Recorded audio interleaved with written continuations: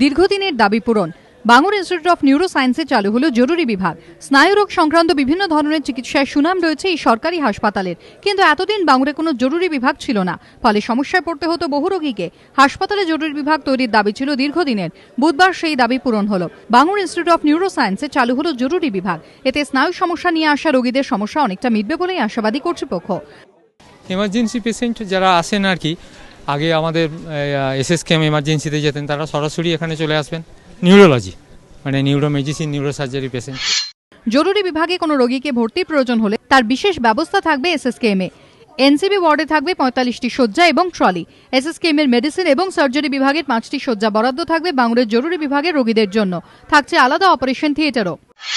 এখন পর্যন্ত যেটা হচ্ছে, এনসিবি যে ওয়ার্ডটা আছে, পুরো এনসিবি ওয়ার্ডটা আমরা নিউরো সার্জারি পেশেন্টের জন্য ছেড়ে দিচ্ছি এবং নিউরোলজির 5টা করে বেড, মেলে 5টা ফিমেলে, মেডিসিন ওয়ার্ডে ইয়ারমার্ক করা থাকছে এখানকার নিউরোলজি এমার্জেন্সি পেশেন্ট ভর্তি করার জন্য।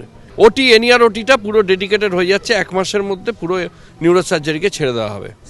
Bangur institute of neuro science কর্তৃপক্ষের দাবি, রাজ্য সরকার পরিচালিত কোনো হাসপাতালে এই প্রথম স্নায়ু রোগের জরুরি বিভাগ চালু হলো। নিমাই পান্ডার রিপোর্ট, এবিপি আনন্দ, কলকাতা।